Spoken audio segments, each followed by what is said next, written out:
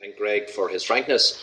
I'm an academic and I do research into this particular area, and it's incredibly valuable for me and the people that I work with on research to have access to people like Greg with their expertise and their frankness to realise what the real problems are on the ground. So it's been very enlightening to see this. I want also to talk about the business school, because we're working with that, because we're here to talk about digital twins, and you can't get a digital twin unless you deal with the types of problems that Greg has been talking about, and hopefully, and I know Anand is going to talk about it as well. Digital twins are not new, and we've been using them for a very long time. So for example, another area I work in is in concrete, and we've been using digital twins for concrete for many years, in which you have a production process, and I know that Bill is going to be speaking about this, about production at a later stage. But in effect, you have something which is digital, it's got sensors, it's taking in information, it's making decisions, and the consequence of those decisions is some production process changes in order to deal with the problem. So for me, that's a type of digital twin, and different people have different opinions of digital twins.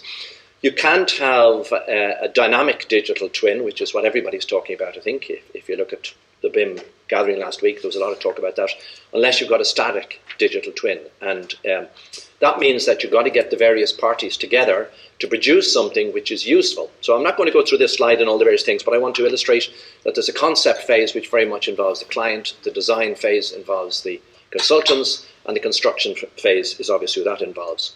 But at each stage of each one of those, there are difficulties that need to be met in order to end up with something that can be handed over to Greg at the end of the project that he can actually use. And this is where I think academics can work together in partnership with the estates. It's very valuable for us to get access to real data. So from the client's perspective, we were hearing about early contractor involvement. I think it should be early client involvement, because certainly the client's involved in the IOR. But the difficulty is evaluating what the client actually needs for the 95% of the structure's life. And that needs to be discovered early on, and it needs to be at the forefront of the mind of the designers and the contractors as well. That it's not just so that they can make efficiencies. Yeah, it's very important that the client who's spending €2.5 million in the business school on BIM, and then finds that they don't have something they can use for 95% of the life. And on a campus like Trinity, where there's so many buildings and so many opportunities, to tie all those together, very much as Alexander was mentioning earlier, tie all the various bits of the campus together into one digital model, which is all on the same platform, so that you can extract the information, would be enormously efficient and beneficial for us to be able to do. So I think not just involving FM, but just get the client to sit down with the various people involved with some help to evaluate exactly what needs to be done.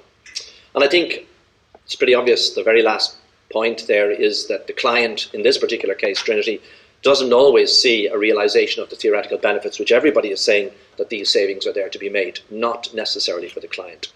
From a consultant's perspective, I might look at things slightly differently, and I'm not specifically talking about the business school here, but part of the problem is that when you have, as we do have in public sector, competing for fees, first of all, so we have to appoint each one of the consultants separately, and then you put them together, and when you put them together, they have to work with each other in a collaborative way if they're using BIM models.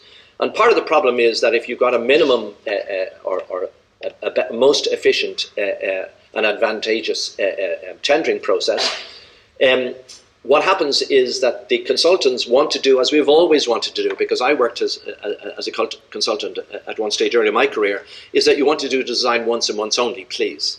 Yeah. And you always have these little changes that have to take place, but you don't want to have to redo the designs. And the problem is that, computers are very unforgiving. That if we sit around a table and we agree on something, we can do that from a humanitarian viewpoint. But the computer is absolutely clear. What has been decided by whom? Who has changed what? What has been the influence of that change on other people? And therefore, if I'm coming at minimum price and I wasn't being paid to design it 3 times, who's going to pay me for designing it twice more? These are important questions that need to be grappled with so that we're more efficient. And BIM is supposed to make it more efficient. You do your design up front. Yeah, and we have all been brought up on doing the design at the end. The last possible moment. You go to a site meeting, you're told you need the reinforcing drawings next week. So you actually detail them, because it's expensive to detail them. Whereas now we have to do all of that up front, and then changes take place. That causes problems. So from a sorry, that should be, I beg your pardon, that should be a contractor's, my apologies, it should be the contractor's perspective.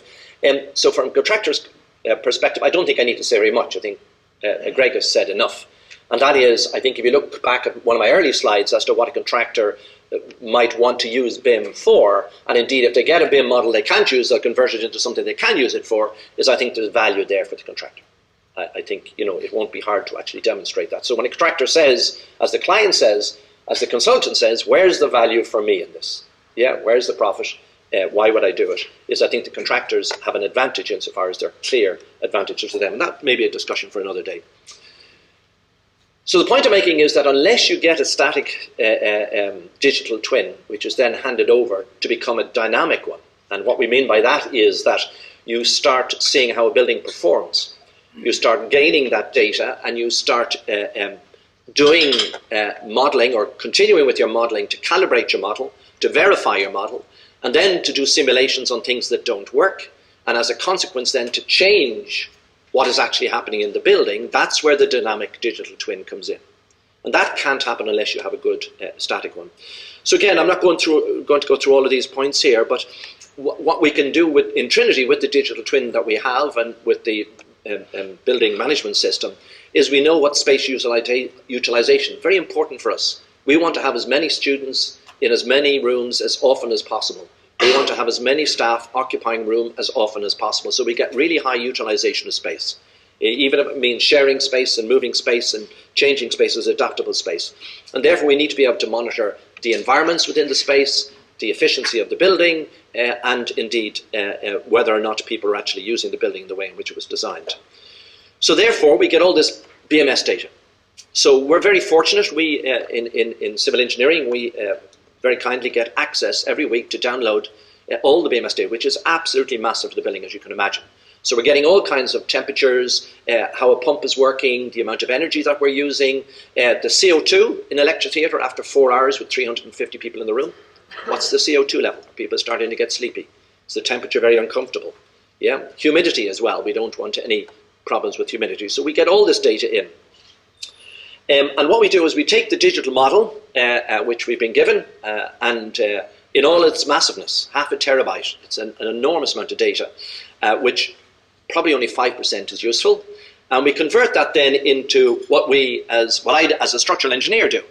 And that is that I take the BIM model and I put it into an expert system such as IES, which does building energy modeling. And it does the modeling of the air movements and the moisture and the CO2 in a building. And we can see how the building is performing. So we have the sensor data from the BMS telling us what's actually happening. And then we have this model with all these assumptions as to how it was going to behave, and it doesn't behave like that at all. So how can we improve our models to take account of occupant behavior? Because we can get the physics right, yeah, we can get the thermodynamics right, but the problem is very hard to get occupant behavior right.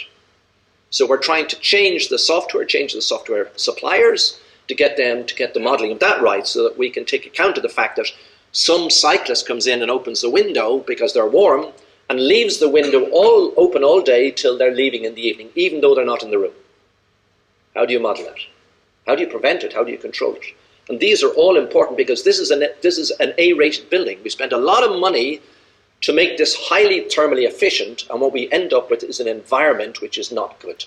CO2 levels are high. Yeah. Moisture levels are high. The temperatures can be too high. Yeah. In which case we're using HVAC to bring the temperature down while the heating's still on. It's a classic problem in shopping malls. Absolutely classic problem. Yeah. Getting a resolution to that.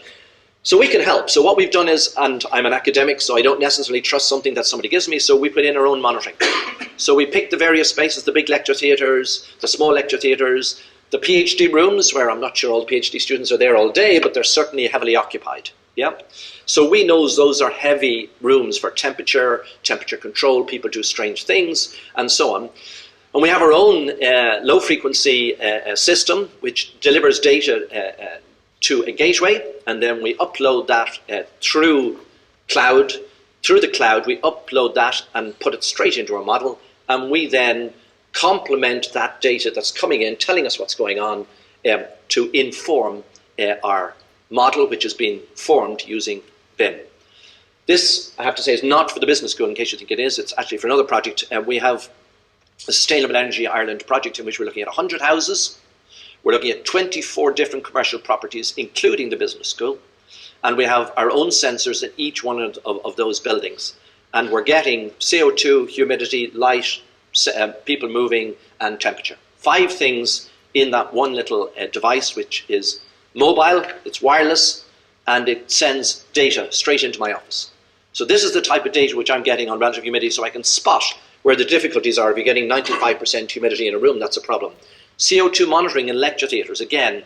And in schools, you think of a school. So you're in a school, you've got high temperatures, you've got high CO2 after a morning, and kids are getting sleepy. That's not a good environment. So again, we can model that, and we have models of that. We can model that, and we can say, what's the solution to this particular problem? We can identify the exceedances, so we can take action. So here's temperature exceedances. You see the ones that are in yellow there. So you can see that action was taken at a particular point here, because obviously the temperatures were too high. Same for CO2. We see the CO2 coming in, getting up to very high parts per million, and again we have to intervene because something's wrong with the HVAC system, or people don't realize it if there isn't one, and therefore we have to bring the CO2 levels down within the space. And you know, part of this process is feedback, which is very important. What happens is that, okay, we take our BIM, we put it into our expert system, we develop our model, which is our digital twin. Our digital twin is in the BIM model. That's where our digital twin is. We can simulate it, we can model it. It's validated by the data. The data validates the model, so we know we're getting accurate results. But most important then is, our intention is, with the dozen schools we're working with, is we're going to have a little device like the one on the right. Now, we got permission to do this from the schools. And what we do is we simply put a little pad on the wall. And it's green when everything's fine. And they get informed as to what the temperature and the CO2 is in the room. And when it gets to the point that the temperature is too high or the CO2 is too high, it goes orange. And when it gets very high, where they really need to take some action, it goes red. So the kids in the room tell the teacher that the little pad on the wall, and we've given the little person a name, and he moves around, yeah, it catches their attention, it's gone red, we need to do something about it. And then we reward the classroom for the classrooms that's fastest to react to the environment, so that you create an environment in which people are reactive. Because we don't know about CO2, we know about temperature, we have no idea about CO2. Nobody can tell me what the CO2 or humidity is in this room, it's invisible. Temperature, we know we're uncomfortable. Humidity, it doesn't matter in Ireland, it matters in Singapore, but it doesn't matter here. So you'll see the importance of a digital twin is not only modeling and simulating and making predictions as to how changes can take place, but then feeding back to the client so they can actually physically use it. And that, I think, is where Anand comes in. Thank you.